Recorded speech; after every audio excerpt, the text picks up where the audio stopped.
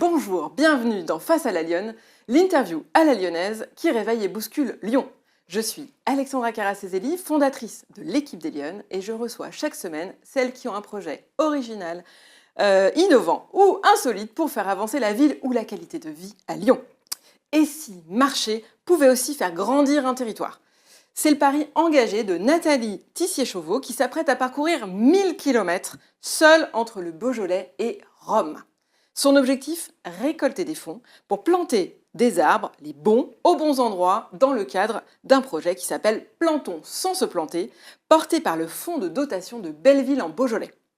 Ancienne directrice de projet public, passionnée de nature et d'environnement, elle transforme la marche en un levier d'impact local et de mobilisation collective. Nathalie est avec nous aujourd'hui pour nous raconter cette aventure hors du commun. Bonjour Nathalie. Bonjour Alexandra. Alors vous le savez, on commence toujours cette émission par le pitch rugissant. Vous avez 90 secondes pour nous expliquer en quoi ce projet va changer la donne. C'est à vous. Je te remercie Alexandra de me permettre de rugir de bon matin en faveur d'un projet philanthropique et positif. Et je crois qu'on a besoin de projets bonbons en cette rentrée 2025. J'ai la joie et le plaisir de représenter le fonds de dotation de Belleville en Beaujolais qui œuvre pour la réconciliation de l'humain et de la nature. Il récolte des dons en faveur d'une action que l'on a appelée « Plantons des arbres sans se planter » et c'est dans le cadre de cette action que la marche pour planter est née. Donc, il s'agit d'une marche solidaire qui va débuter le 27 août jusqu'au 10 octobre depuis les Alpes jusqu'à Rome. Je marche seule, sans assistance, sans soutien financier, 1000 km pour le verdissement de la commune de Belleville en Beaujolais.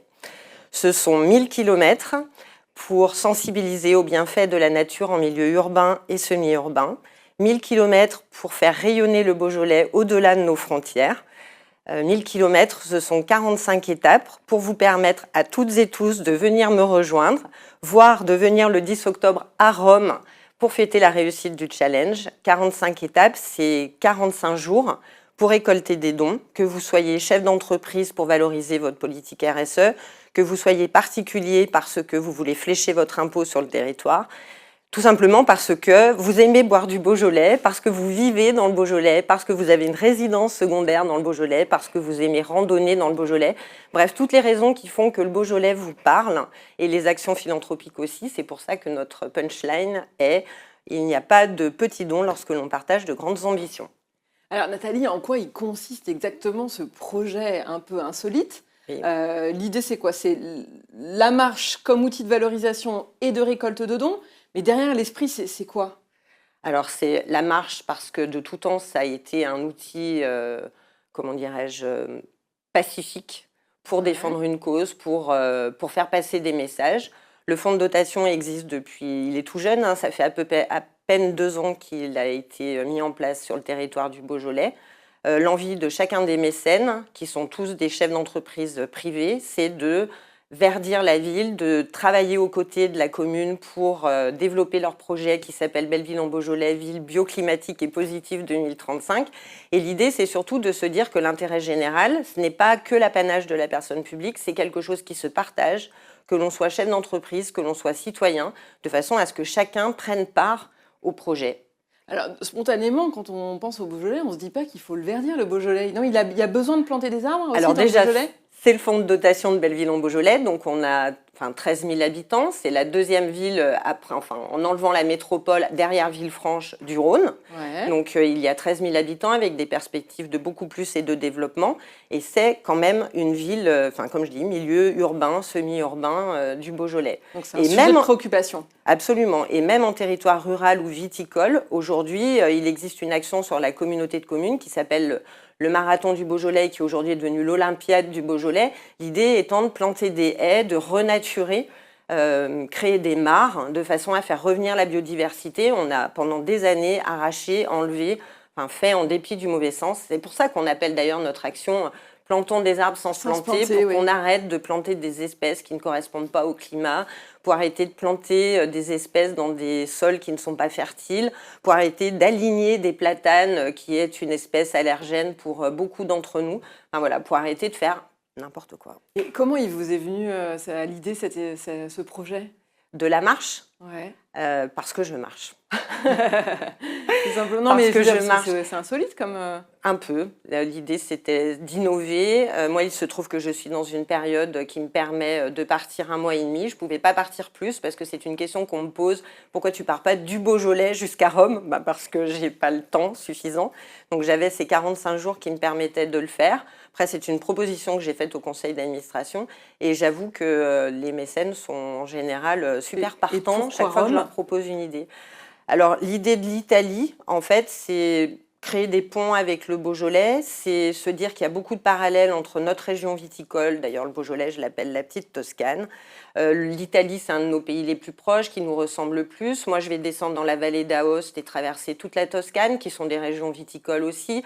On est en pleine vendange au niveau du Beaujolais, ils le seront également. Donc, je me dis qu'entre les deux pays, il y a possibilité de créer des passerelles. Pourquoi pas avoir des donateurs italiens ou italiennes, des chefs d'entreprise, enfin...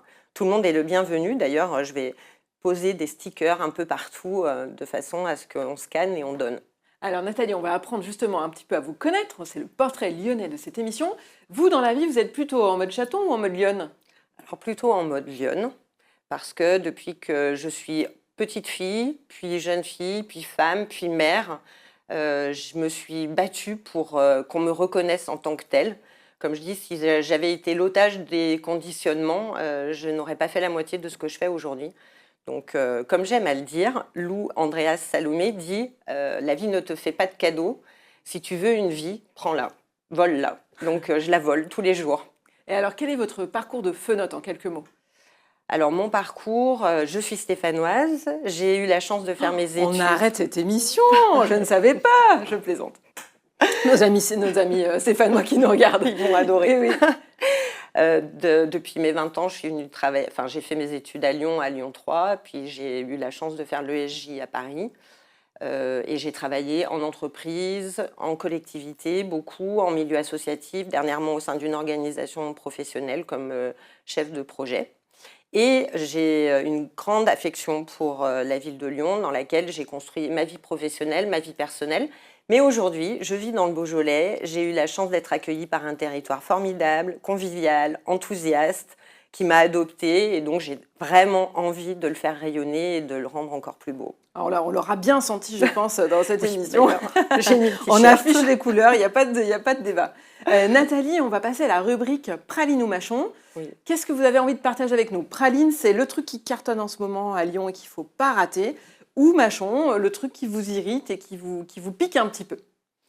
Alors, je dirais que j'ai envie de mettre en lumière une autre association avec laquelle le fonds de dotation travaille, qui s'appelle Choisis ta planète, qui est une association d'éducation au développement durable et au bien vivre ensemble. Elle développe une action qui s'appelle Challenge ta planète au sein des écoles du département du Rhône, en école primaire. Nous, on a la chance de les financer depuis 2 rentrées. L'année passée, donc 3 classes de primaire dans 3 écoles de Belleville ont pu participer au projet relatif à l'art de trier ses déchets, de ne pas produire de déchets, la mobilisation en faveur des plus démunis, du recyclage en faveur de la recherche médicale. C'est plus de 80 élèves chaque année qui sont accompagnés dans le cadre de ce projet. Sur la ville de Lyon, plus de 300 élèves qui sont accompagnés pour développer des projets environnementaux. Et leur challenge pour cette rentrée, c'est non pas de soutenir 80 classes, mais 90 classes. Donc j'ai envie de donner un gros coup de boost à cette association que je trouve formidable. Et il faut savoir, puisque j'ai enseigné en collège, qu'aujourd'hui les élèves ne savent plus, lorsqu'ils doivent faire une rédaction, énumérer ou écrire le nom des arbres, le nom des plantes, le nom des oiseaux. Donc je crois qu'il y a un vrai travail à faire en termes de transmission des savoirs et d'éducation, et cette association le fait formidablement bien. Très bien, alors moi je vous propose de passer à votre coup de griffe de la semaine. Qu'est-ce qui, selon vous, pourrait être modifié, transformé, amélioré dans votre secteur d'activité, dans l'espace public? Qu'est-ce que vous avez envie de nous partager? J'ai envie de vous partager un coup de griffe relatif à la violence faite dans la sphère professionnelle. Quel que soit, je dirais, le comportement, qu'il soit verbal, qu'il soit comportemental, qu'il soit moral, quel que soit le genre, puisque aujourd'hui, les violences dans la sphère professionnelle, elles s'exercent de femme à femme, elles peuvent s'exercer de femme sur un homme, Elle peut s'exercer d'homme à homme. En fait, toutes les équations sont possibles. Il n'y a pas de question de genre. Et surtout, il n'y a pas de question non plus de positionnement au sein de l'entreprise. Ce n'est pas forcément le grand chef qui harcèle la petite main. Ça peut se faire dans des relations très transversales. Donc j'avais envie de mettre un coup de griffe sur ces violences-là, sachant que dernièrement, une journaliste, en critiquant la rencontre de Trump dans le bureau ovale avec Zelensky, avait titré « Si tu veux humilier un homme, traite-le comme une femme », c'est-à-dire parle-lui de ses vêtements, interromps-le, coupe-lui la parole, violente-le verbalement jusqu'à ce qu'il se taise. Ça a choqué le monde entier. Cependant, il y a aujourd'hui beaucoup de femmes qui peuvent aussi subir ce type de violence. C'est elles qui sont majoritairement victimes. Il y a 1 femme sur 3 dans leur milieu professionnel qui disent avoir été victimes de violences et 9% des femmes qui indiquent avoir dû subir des relations non désirées dans leur sphère professionnelle. Donc je mets un gros coup de griffe sur ce type de comportement qui, à mon sens, mérite d'être dénoncé. Très bien Nathalie, merci pour ce coup de griffe passionnant, alarmant. On fait un petit récap de votre projet parce que vous venez nous parler de plantons sans se planter. Absolument. Votre projet, vous allez marcher 1000 km jusqu'à Rome. Et on vous suivra. On peut vous suivre comment? Alors, on vous suit sur Internet? Sur les réseaux sociaux, LinkedIn, Facebook, Instagram. Il y a un Instagram du fonds de dotation. Dans la bio de l'Instagram, il y a un lien pour avoir toutes les informations avec tous les boutons pour donner, pour connaître les étapes, pour venir me rejoindre. C'est fonds de dotation Belleville en Beaujolais. Absolument. Enfin, c'est ce qu'on suivra. BEB. On suivra votre projet, Nathalie. Merci d'être venue nous en parler. Merci à toi. C'est la fin de cette émission. Merci de l'avoir suivie. Et moi, je vous donne rendez-vous la semaine prochaine pour une nouvelle invitée dans Face à la Lionne. Bonne semaine.